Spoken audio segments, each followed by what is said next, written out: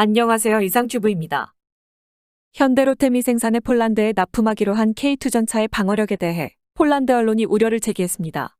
K2 전차의 장갑을 뚫고 무력화할 수 있는 것으로 알려진 북한의 불세오 대전차 미사일이 러시아 9M133 코르넷 미사일의 라이센스 버전이라는 점이 알려지면서 폴란드는 이를 방어할 수 있는 장갑이 강화된 폴란드형 K2 전차인 K2PL의 전차의 생산을 기대하고 있습니다. 지난 22일에 폴란드 언론은 현대로템과 계약해 폴란드가 납품받게 될 K2 전차의 장갑에 대해 우려를 나타냈습니다.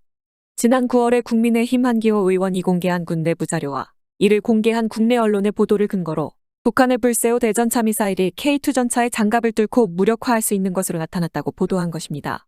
문제는 북한의 불세오 대전차 미사일이 러시아 9M133 코르넷 미사일의 라이센스 버전이라는 점입니다.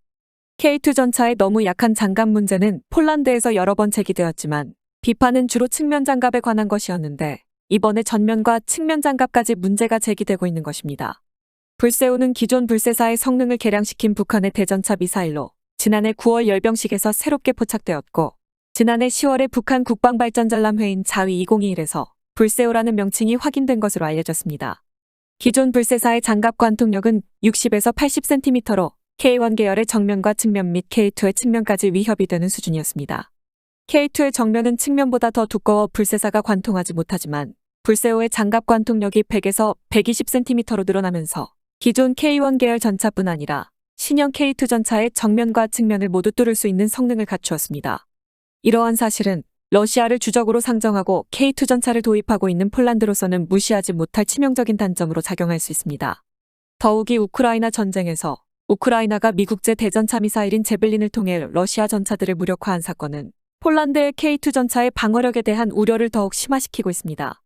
K2 전차의 방어력에 대한 우려는 폴란드가 계약을 체결하면서부터 시작되었습니다. 이를 우려한 폴란드는 계약한 1000대의 K2 전차 중 180대를 기존 K2 전차와 동일 사양으로 납품받고 나머지 820대에 대해선 장갑을 추가하고 폴란드의 요구에 따라 사양이 개량된 K2PL 버전 전차로 납품 및 현지 생산하기로 계약을 체결했습니다. 폴란드 언론과 인터뷰한 크시슈토프 플라텍 폴란드 군수국 대변인은 한국 측과 함께 시너지 효과를 이용해 장갑과 전방향 관측 시스템 및 능동보호 시스템을 강화한 K2PL 수백 대를 인도할 계획이라고 밝혔지만 문제는 K2PL의 제조에는 시간이 걸려 2026년에나 생산이 완료될 것으로 예측된다는 점입니다. 그뿐만 아니라 장갑을 추가해 방어력을 향상시키게 되면 전차의 무게가 그만큼 늘어나 기동력도 저하됩니다. 현재로서는 K2PL의 제조를 시작할 때까지 이 문제를 해결할 방책이 딱히 없다는 점에서 문제의 심각성이 더욱 부각되고 있으며 폴란드뿐만 아니라 한국 군 입장에서도 K2 전차의 방어력 문제가 새로운 당면 과제로 떠오르게 되었다고 전했습니다. 현대로템과 폴란드 국방부는 현재 두 가지 기술적 논점을 가지고 협상을 진행하고 있는데 먼저 폴란드는 자국의 교량이나 중량 한계를 들어 전투 중량을 60톤 이하로 맞출 것을 요구하고 있다고 합니다. 문제는 전투 중량 60톤을 요구하면서도 전면 방어력 수준은 러시아의 T-14 아르마타 전차 등이 사용하고 있는 125mm APFSDS탄을 방어할 수 있어야 하고 측면도 중형급 대전차 무기에 대응할 수 있는 방어력을 고수하고 있다고 합니다. 현대로템은 그 정도 방어력을 복합장갑으로 달성하기 위해서는 전투 중량인 최소 60톤 초반 수준까지 늘어나야 한다고 설명하고 있지만 폴란드 측은 여전히 K2PL 전차의 무게를 60톤 이하로 줄여야 한다고 주장하고 있다고 합니다.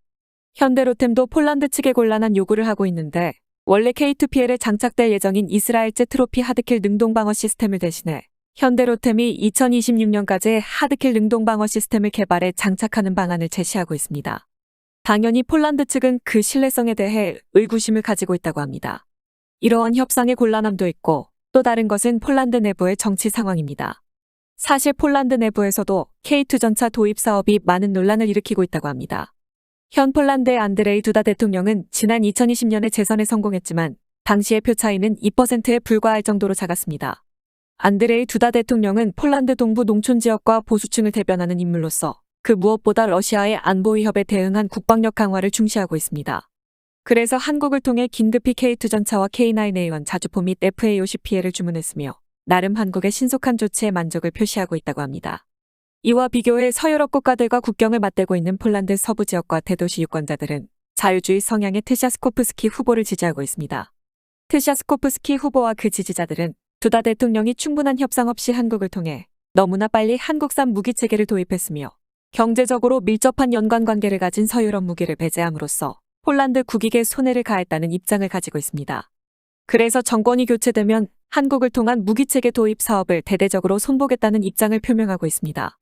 그럼 폴란드 정권이 바뀌면 계약된 물량 이외에 한국형 무기 수출은 차단이 될까요? 현재로서는 그럴 가능성은 낮습니다. 현재 안드레이 두다 대통령의 임기가 2025년까지 보장되어 있는 데다 여전히 우크라이나 러시아 전쟁이 이어지고 있고 또한 이 전쟁이 언제 끝날지도 모르는 상태에 있기 때문입니다. 그리고 두다 대통령의 정부는 강력한 우파 민족주의 성향을 가지고 있어서 폴란드의 다른 정당보다 러시아를 적대시하고 있습니다.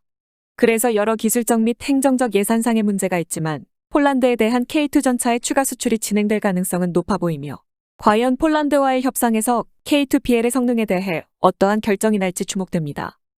한 가지 소식을 더 전해드리겠습니다. 콜롬비아가 이스라엘 크피르 후계기 도입 계획을 재개했으며 라팔이 유력 후보로 부상하고 있다는 소식입니다. 구스타보 페트로 대통령은 지난 22일에 막혀있던 크피르 후계기 도입 계획을 추진하겠다며 프랑스가 제안한 라팔이 가장 조건이 좋다고 밝혀 눈길을 끌고 있습니다.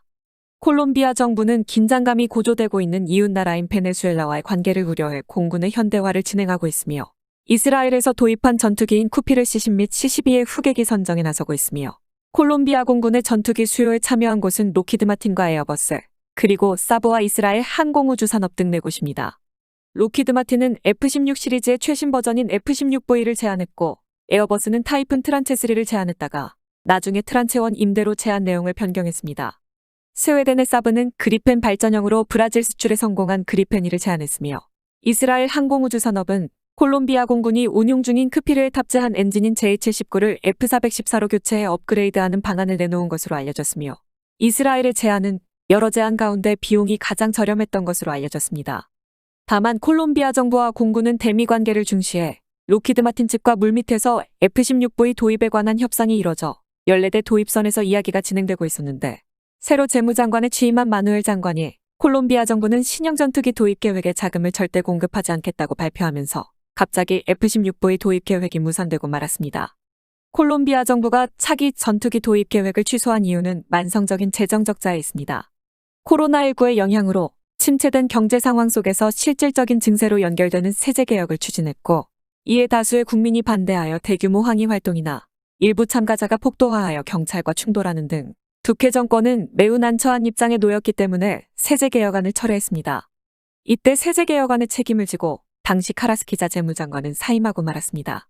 그러나 국민의 분노는 가라앉지 않고 두케 대통령의 사퇴를 요구하는 사태로 번지자 후임인 마누엘 재무장관은 오래전부터 불필요한 지출이라는 비판을 받아온 크피르 후계기 도입 계획을 동결해 국민을 달래려 했습니다. 하지만 지난 22일에 두케 대통령의 후임인 구스타보 페트로 대통령이 크피르 후계기 도입 계획을 추진하겠다고 밝혀 눈길을 끈 것입니다. 페트로 대통령의 설명을 요약하면 현재 검토되고 있는 제안은 F-16V와 그리펜 2 및 나팔 등 3가지로 콜롬비아 공군이 원하는 F-16V에는 미국의 제한이 우려사항으로 떠올랐습니다. 미국의 제한 사항이 무엇인지는 알 수 없으나 F-16V에 사용되는 미사일 도입에 관한 것으로 보입니다. 가장 저렴한 선택지인 그리펜 2는 다른 후보들에 비해 성능이 떨어진다는 점과 지불 조건이 가장 까다롭다는 점이며 프랑스가 새롭게 제안한 나팔이 현재로서는 가장 유리한 것으로 보입니다. 프랑스는 대출금 상환 조건으로 20년 분할과 지급 개시까지 5년 유예 기간의 부여를 제안했고 페트로 대통령은 나팔의 비행 비용은 노후화 영향으로 운용 유지의 비용이 많이 드는 크피르보다 30%나 적어 프랑스의 제안은 가격과 효율 및 조작성 면에서 가장 뛰어난 제안 중 하나라고 언급했지만 아직 협상 중이라고 덧붙여 도입한 세제 개혁으로 증가된 세금을 전투기 도입에는 사용하지 않겠다고 강조했습니다. 참고로 크피르 후계기 도입 계획과 동시에 추진 중인 차기 연습기는 한국의 T-50 파생형과 이탈리아의 M346FA 간의 경합을 벌였으나 콜롬비아 공군 관계자는 차기 연습기로 한국산 제트 연습기인 T-50 파생형을 선택했다고 미 디펜스 뉴스에 밝혔습니다. 이상 마치겠습니다. 시청해주셔서 고맙습니다. 이상튜브였습니다.